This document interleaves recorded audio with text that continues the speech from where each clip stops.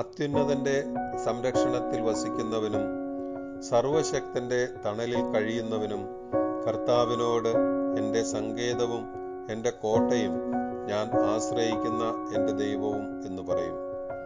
അവിടുന്ന് നിന്നെ വേടന്റെ കെണിയിൽ നിന്നും മാരകമായ മഹാമാരിയിൽ നിന്നും രക്ഷിക്കും.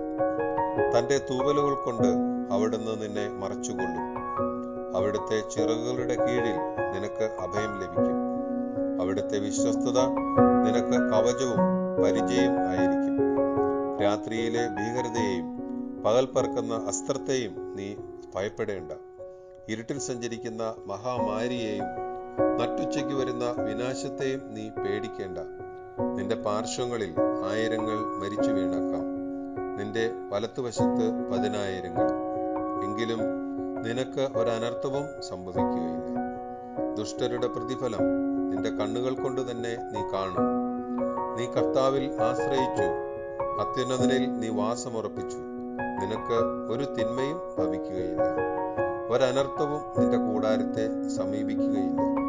നിന്റെ വഴികളിൽ നിന്നെ കാത്തുപാലിക്കാൻ അവിടുന്ന് തന്റെ ദൂതന്മാരോട് കൽപ്പിക്കും.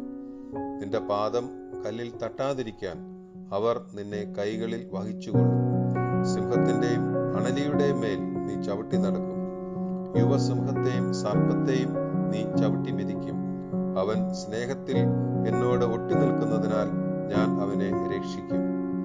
അവൻ എൻ്റെ നാമം അറിയുന്നതുകൊണ്ട് ഞാൻ അവനെ സംരക്ഷിക്കും.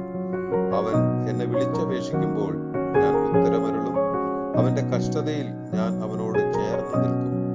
ഞാൻ അവനെ മോചിപ്പിക്കുകയും മഹത്വപ്പെടുത്തുകയും ചെയ്യും. ദീർഘായുസ്സ് നൽകി